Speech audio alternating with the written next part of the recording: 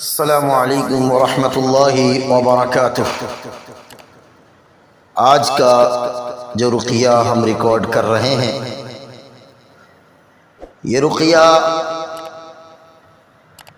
8 سال سے میرا بڑا مجرب رہا ہے ان لوگوں کے لیے جن کا کاروبار چلتے چلتے رک جاتا ہے اور رکتے رکتے چل جاتا ہے، نظر بد کی وجہ سے یا جادو کے اندر شرارت کی وجہ سے۔ ساحر کے پاس جا کے شرارت کی جاتی ہے، شیطان اس کے کاروبار کی جگہ پر مسلط کر دیا جاتا ہے۔ جب کوئی کسٹمر اس کے کاروبار کی طرف آتا ہے تو شیاطین وسوسہ ڈال کر اس کو پھیر دیتا ہے، یا کسٹمر دکان میں مطمئن ہونے کے باوجود سامان نہ لے کے جائے، یہ اس کی علامت ہے۔ وہ خواہ سالوں سے بند ہو، مہینوں سے بند ہو، ہفتوں سے بند کیوں نہ ہو، تو کرنا یہ ہے کہ جو رقیہ ریکارڈ کر رہے ہیں، انشاءاللہ اس رقیہ کو دن میں 3 ٹائم سننا ہے، توجہ کے ساتھ، دل جمی کے ساتھ، اور کاروبار والی جگہ پر چلانا ہے۔ صبح، شام اور رات کو سننا ہے، اور کاروبار والی جگہ کو جب آپ کھولیں گے تو اس رقیہ کو چلائیں گے، اور اس کے ساتھ ڈسکرپشن میں ہم لنک ڈال دیں گے، اس رقیہ کو بھی اس کے ساتھ چلانا ہے انشاءاللہ۔ اللہ کی توفیق اور اس کے فضل سے آپ کا بند سے بند کاروبار اللہ کے فضل سے انشاءاللہ چل جائے گا، اور ایسا چلے گا جیسا پہلے کبھی نہیں چلا ہو انشاءاللہ۔ اور آپ حیران ہو جائیں گے کہ آپ کے کاروبار میں خیر و برکت الحمدللہ۔ اس کے اندر ضروری کام کرنے کے یہ ہے، نماز کی پابندی کرنی ہے، حلال کی روزی کمانی ہے۔ کاروبار کے اندر اگر حرام ہو تو یہ رقیہ فائدہ نہیں دے گا، یہ بھی یاد رکھیں۔ حلال کمائی ہو، حق اور سچ بول کے کی جائے تو انشاءاللہ آپ اس کے فوائد خود دیکھیں گے انشاءاللہ۔ بند سے بند کاروبار بھی اللہ کی توفیق سے انشاءاللہ عروج پر ہو جائے گا، اور جن لوگوں کے گھروں کے اندر یہ معاملات ہے وہ یہ کریں گے کہ یہ جن کے کاروبار بند ہو گئے چلتے چلتے یا کئی سالوں سے بند ہو، تو کرنا یہ ہے کہ یہ رقیہ کو سننا بھی ہے، ساتھ ایک عمل یہ کرنا ہے۔ آپ لوگوں نے 2.5 لیٹر یا 3 لیٹر پانی لینا ہے، اس کے بعد آپ نے اس میں 2 مٹھا بیری کے پتے ڈال دینے، تازے درخت سے توڑ کے صاف کر کے سوراخ کے بغیر پتے لینے ہیں، اور اس کو جوش دینا ہے۔ جوش دینے کے بعد جب پتوں کا کلر، پانی کا کلر چینج ہو جائے گا، اس کے بعد آپ نے اس پانی کو کسی ٹھنڈا کرنے کے بعد بوتل میں ڈال دینا ہے۔ اس کے بعد بسم اللہ پڑھ کر بوتل کا کیپ بند کر دینا ہے۔ اس کے اندر آپ نے سورہ فاتحہ 7 دفعہ، آیت الکرسی 7 دفعہ، سورہ بقرہ کی آخری کی آیت 3 دفعہ، اور سورہ فلق، سورہ ناس 3 دفعہ آپ نے پڑھنا ہے۔ پڑھنے کے بعد آپ نے اس کو بند کر دینا ہے۔ بسم اللہ پڑھ کے ڈھکن کو کھول کے اس میں اچھی طرح تھتکارنا ہے، تھتکار کے بسم اللہ بول کے ڈھکن کو پھر بند کر دینا ہے، اور اس کے بعد اس میں شاور لگا کر پورے گھر کے چاروں کونوں میں، کمروں کے چاروں کونوں میں آپ نے اسپرے کرنا ہے۔ اگر ڈبل اسٹوری ہے تو نیچے سے اوپر تک، اگر چھت ہے تو چھت پر بھی کرنا ہے۔ اگر نیچے کرایہ دار ہیں یا آپ کے گھر کے اوپر کرایہ دار ہے تو اس کو چھوڑ کے جس جگہ پر آپ رہ رہے ہیں اس جگہ پر کرنا ہے۔ اور اگر کوئی کاروبار والا شادی شدہ نہیں ہے تو وہ اپنے کمرے میں کرے گا، تو وہ اپنے کمرے میں اسپرے کرے گا، اپنی کاروبار والی جگہ پر اس پانی کا اسپرے کرے گا، اور جب یہ پانی ختم ہو جائے تو اس کے اندر اور زیادہ پانی ڈال کر پھر دوبارہ یہ دم کر لیا جائے۔ بیری کے پتے ڈال کے پانی کو ابال کر اسی طرح جو ہے تمام چیزیں کرنے کے بعد اس بیری کے پتے کو دم کر کے پانی کو اس کے بعد استعمال کرے۔ انشاءاللہ اللہ نے چاہا تو آپ کو خود اس کے نتائج سامنے نظر آ جائیں گے انشاءاللہ۔ جو رقیہ کو سننا چاہتا ہے بسم اللہ پڑھ کر آنکھیں بند کر لیں۔ اعوذ باللہ من الشیطان الرجیم، من همزه ونفخه ونفخه. بسم الله الرحمن الرحيم. الحمد لله رب العالمين الرحمن الرحيم مالك يوم الدين. إياك نعبد وإياك نستعين. اهدنا الصراط المستقيم صراط الذين أنعمت عليهم غير المغضوب عليهم ولا الضالين.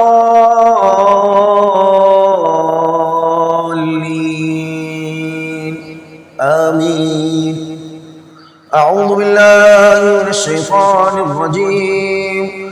ربنا لا تؤاخذنا إن نسينا أو أخطأنا ربنا ولا تحمل علينا إصرا كما حملته على الذين من قبلنا ربنا ولا تحملنا ما لا طاقة لنا به واعف عنا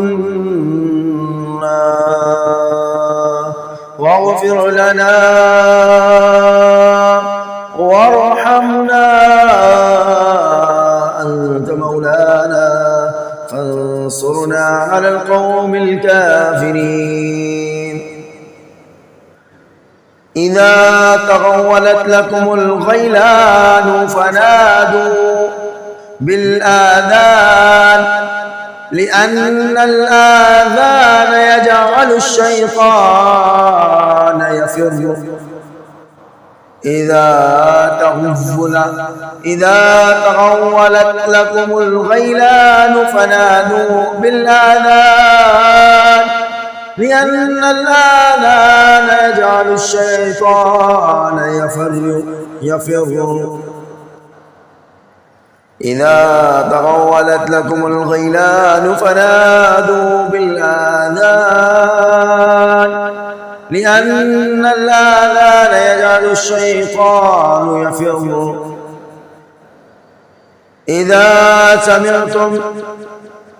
إذا سمعتم نباح الكلاب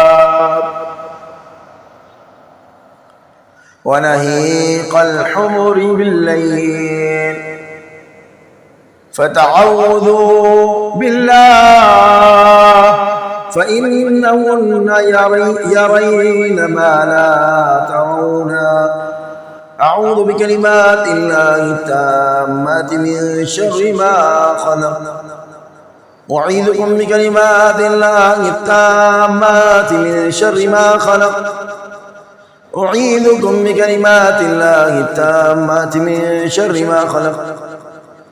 أعيذكم بكلمات الله التامات من شر ما خلق. من شر ما خلق. من شر ما خلق. من شر ما خلق. أعوذ بالله من الشيطان الرجيم. بسم الله الرحمن الرحيم. والصافات صفا فالزاجرات زجرا فالتاليات ذكرا. إن إلهكم لواحد رب السماوات والأرض وما بينهما ورب المشارق. إنا زينا السماء الدنيا بزينة الكواكب وحفظا من كل شيطان مارد. لا يسمعون إلى الملأ الأعلى ويخافون من كل جانب دحورا ولهم عذاب واصف. إلا من خطف الخطف فأتبعه شهاب ثاقب. فاستفتهم هم أشد خلقا أم من خلقنا إنا خلقناهم من طين لازم بل عجبت ويسخرون. وإذا ذكروا لا يذكرون وإذا رأوا آية يستصغرون وقالوا إن هذا إلا سحر مبين. أئذا متنا وكنا ترابا وعظاما أئنا لمبعوثون أو آباؤنا الأولون. قل نعم وأنتم داخرون. فإنما هي زجرة واحدة فإذا هم ينظرون. وقالوا يا ويلنا هذا يوم الدين هذا يوم الفصل الفصل الذي كنتم به تكذبون واحشروا الذين ظلموا وأزواجهم وما كانوا يعبدون من دون الله فاهدوهم إلى صراط الجحيم وقفوهم إنهم مسؤولون ما لكم لا تناصرون بل هم اليوم مستسلمون وأقبل بعضهم على بعض يتساءلون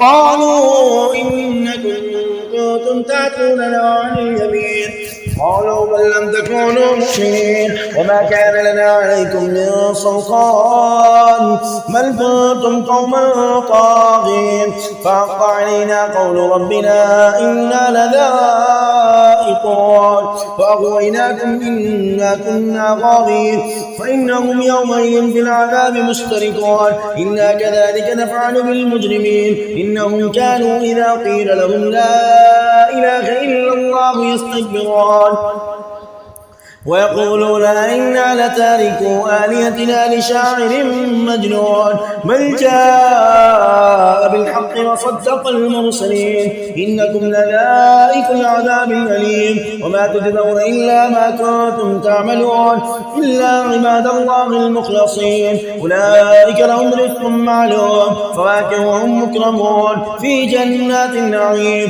على سرر متقابلين يطاف عليهم بكأس من معين بيضاء لذة للشاربين لا فيها غول ولا هم عنها ينزفون وعندهم قاصرات الطرف عين كأنهن بيض مكنون فأقبل بعضهم على بعض يتساءلون قال قائل منهم إني كان لي كريم يقولون إنك لمن المصدقين أئذا متنا وكنا ترابا وعظاما أئنا لمدينون قال هل أنتم مطلعون فاطلع فرآه في سواء الجحيم قال تالله إن كدت لتردين ولولا نعمة ربي لكنت من المعذرين أفما نحن بميتين إلا موتتنا الأولى وما نحن بمعذبين إن هذا لهو الفوز العظيم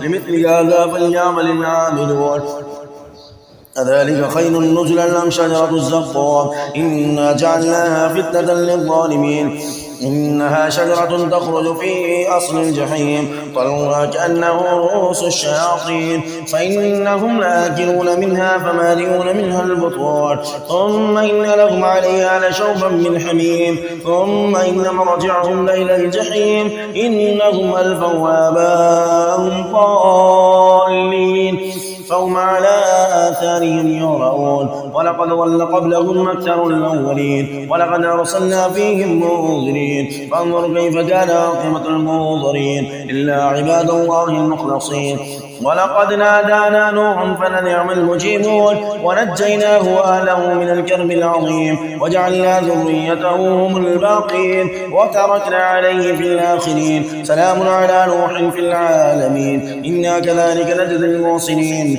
إنه من عبادنا المؤمنين ثم أغرقنا الآخرين وإن من شيعته لإبراهيم إذ جاء ربه بقلب سليم إذ قال لأبيه وقومه ماذا تعبدون أئفكا آلهة دون الله تريدون فما ظنكم برب العالمين فنظر نظرة في النجوم فقال إني سقيم فتولوا عنه مدبرين فراغ إلى آلهتهم فقال ألا تأكلون ما لكم لا تنطقون فراغ عليهم ضربا من يمين فأقبلوا إليه يصفون قال تعبدون ما تنحتون والله خلقكم وما تعملون قالوا ابنوا له بنيانا فألقوه في الجحيم فأرادوا به كيدا فجعلناهم الأسفلين وقال إني ذاهب إلى ربي سيهدين رب هب لي من الصالحين فبشرناه بغلام حليم فلما بلغ معه السعي قال يا بني إني أرى في المنام أني أذبحك فانظر ماذا ترى قال يا أبت افعل ما تؤمر ستجدني إن شاء الله من الصابرين. فلما أسلما وتله للجبين وناديناه أن يا إبراهيم قد صدقت الرؤيا إنا كذلك نجزي المحسنين إن هذا لهو البلاء المبين وفديناه بذبح عظيم وتركنا عليه في الآخرين سلام على إبراهيم كذلك نجزي المحسنين إنه من عبادنا المخلصين. وبشرناه بإسحاق نبيا من الصالحين وباركنا عليه وعلى إسحاق ومن ذريتهما محسن وظالم لنفسه مبين. ولقد مننا على موسى وهارون ونجيناهما وقومهما من الكرب العظيم ونصرناهم فكانوا هم الغالبين وآتيناهما الكتاب المستبين وهديناهما الصراط المستقيم وتركنا عليهما في الآخرين سلام على موسى وهارون إنا كذلك نجزي المحسنين إنهما من عبادنا المؤمنين. وإن إلياس لمن المرسلين إذ قال لقومه ألا تتقون أتدعون بعلا وتذرون أحسن الخالقين الله ربكم ورب آبائكم الأولين فكذبوه فإنهم لمحضرون إلا عباد الله المخلصين وتركنا عليه في الآخرين سلام على الياسين إنا كذلك نجزي المحسنين إنه من عبادنا المؤمنين. وإن لوطا لمن المرسلين إذ نجيناه وأهله أجمعين إلا عجوزا في الغابرين ثم دمرنا الآخرين وإنكم لتمرون عليهم مصبحين وبالليل أفلا تعقلون. وإن يونس لمن المرسلين إذ أبق إلى الفلك المشحون فساهم فكان من المدحضين فالتقمه الحوت وهو مليم فلولا أنه كان من المسبحين للبث في بطنه إلى يوم يبعثون فنبذناه بالعراء وهو سقيم وأنبتنا عليه شجرة من يقطين وأرسلناه إلى 100,000 أو يزيدون فآمنوا فمتعناهم إلى حين فاستفتهم ألربك البنات ولهم البنون أم خلقنا الملائكة إناثا وهم شاهدون ألا إنهم من إفكهم ليقولون ولد الله وإنهم لكاذبون أصطفى البنات على البنين ما لكم كيف تحكمون أفلا تذكرون أم لكم سلطان مبين فأتوا بكتابكم إن كنتم صادقين وجعلوا بينه وبين الجنة نسبا ولقد علمت الجنة إنهم لمحضرون سبحان الله عما يصفون إلا عباد الله المخلصين فإنكم وما تعبدون ما أنتم عليه بفاتنين إلا من هو صال الجحيم وما منا إلا له مقام معلوم وإنا لنحن الصافون وإنا لنحن المسبحون وإن كانوا ليقولون لو أن عندنا ذكرا من الأولين لكنا عباد الله المخلصين فكفروا به فسوف يعلمون ولقد سبقت كلمتنا لعبادنا المرسلين إنهم لهم المنصورون وإن جندنا لهم الغالبون فتول عنهم حتى حين وأبصرهم فسوف يبصرون أفبعذابنا يستعجلون فإذا نزل بساحتهم فساء سماه المنظرين وتول عنهم حتى حين وأبصر فسوف يبصرون سبحان ربك رب العزة عما يصفون وسلام على المرسلين والحمد لله رب العالمين. أعوذ بالله من الشيطان الرجيم أعوذ بالله من الشيطان الرجيم أعوذ بالله من الشيطان الرجيم أعوذ بالله من الشيطان الرجيم أعوذ بالله من الشيطان الرجيم أعوذ بالله من الشيطان الرجيم أعوذ بالله من الشيطان الرجيم أعوذ بالله من الشيطان الرجيم أعوذ بالله من الشيطان الرجيم أعوذ بالله من الشيطان الرجيم أعوذ بالله من الشيطان الرجيم أعوذ بالله من الشيطان الرجيم. كلما رزقوا منها من ثمرة رزقا قالوا هذا الذي رزقنا من قبل وأتوا به متشابها ولهم فيها أزواج مطهرة وهم فيها خالدون. أعوذ بالله من الشيطان الرجيم. ما يود الذين كفروا من أهل الكتاب ولا المشركين أن ينزل عليكم من خير من ربكم، والله يختص برحمته من يشاء، والله ذو الفضل العظيم. أعوذ بالله من الشيطان الرجيم. زين للذين كفروا الحياة الدنيا ويسخرون من الذين آمنوا والذين اتقوا فوقهم يوم القيامة، والله يرزق من يشاء بغير حساب، والله يرزق من يشاء بغير حساب، والله يرزق من يشاء بغير حساب، والله يرزق من يشاء بغير حساب، والله يرزق من يشاء بغير حساب. أعوذ بالله من الشيطان الرجيم. وقال لهم نبيهم إن الله قد بعث لكم طالوت ملكا، قالوا أنى يكون له الملك علينا ونحن أحق بالملك منه ولم يؤت سعة من المال، قال إن الله اصطفاه عليكم وزاده بسطة في العلم والجسم، والله يؤتي ملكه من يشاء، والله واسع عليم. أعوذ بالله من الشيطان الرجيم. زين للناس حب الشهوات من النساء والبنين والقناطير المقنطرة من الذهب والفضة والخيل المسومة والأنعام والحرث، ذلك متاع الحياة الدنيا، والله عنده حسن المآب. أعوذ بالله من الشيطان الرجيم. قل اللهم مالك الملك تؤتي الملك من تشاء وتنزع الملك ممن تشاء وتعز من تشاء وتضل من تشاء، بيدك الخير إنك على كل شيء قدير.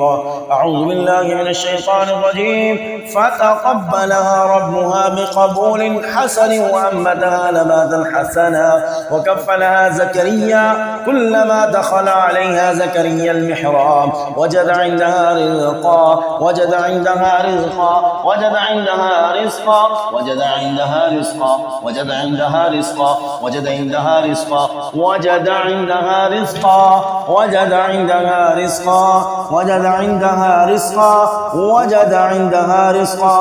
قال يا مريم أنى لك هذا؟ قالت هو من عند الله، إن الله يرزق من يشاء بغير حساب. أعوذ بالله من الشيطان الرجيم. ولا تتمنوا ما فضل الله به بعضكم على بعض ولا تتمنوا ما فضل الله به بعضكم على بعض ولا تتمنوا ما فضل الله به بعضكم على بعض، للرجال نصيب مما اكتسبوا وللنساء نصيب مما اكتسبنا، واسألوا الله من فضله إن الله كان بكل شيء عليما. أعوذ بالله من الشيطان الرجيم.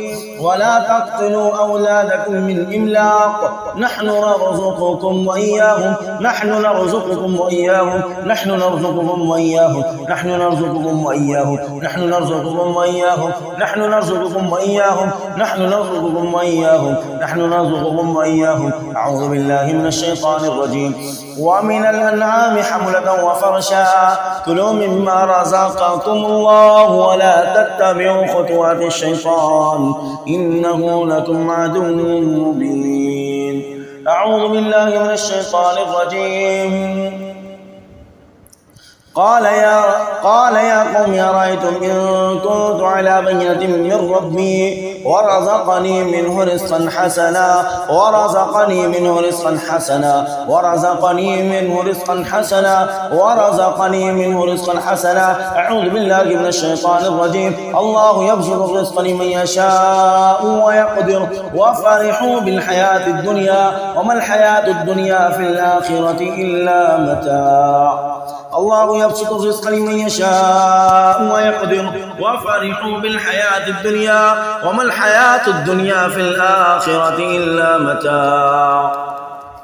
الله يبسط الرزق لمن يشاء وفرحوا بالحياة الدنيا. الله يبسط الرزق لمن يشاء ويقدر، وفرحوا بالحياة الدنيا وما الحياة الدنيا في الآخرة إلا متاع. الله يبسط الرزق لمن يشاء ويقدر وفرحوا بالحياة الدنيا وفي الآخرة إلا متاع. أعوذ بالله من الشيطان الرجيم.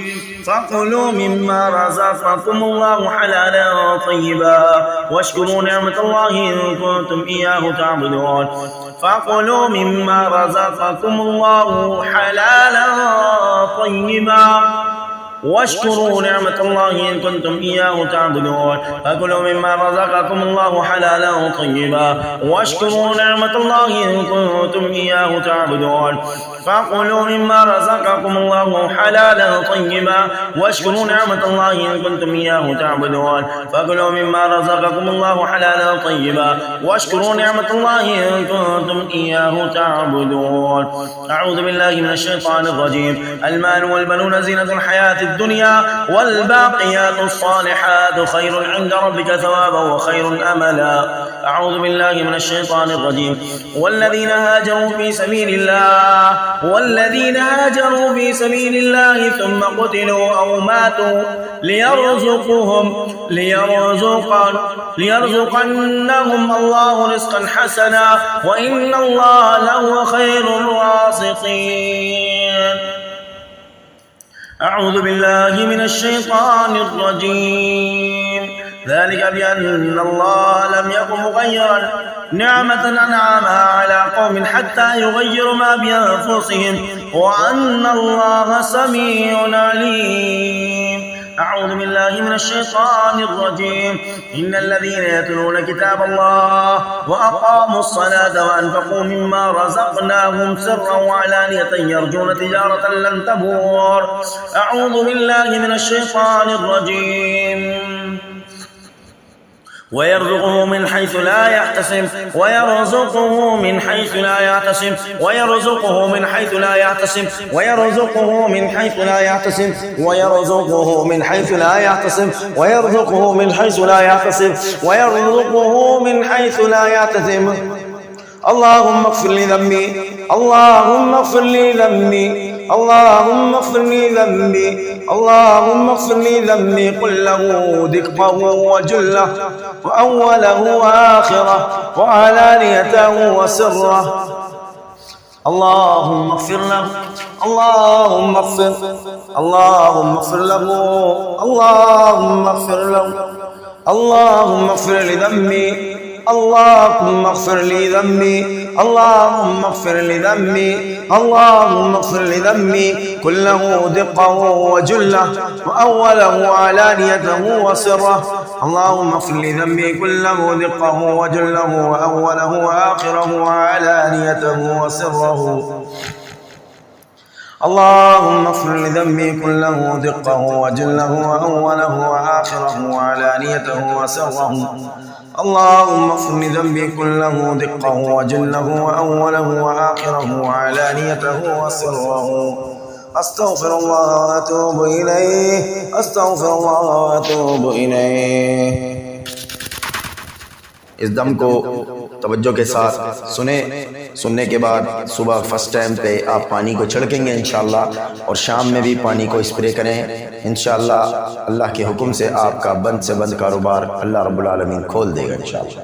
अस्सलामु अलैकुम व रहमतुल्लाहि व बरकातहू।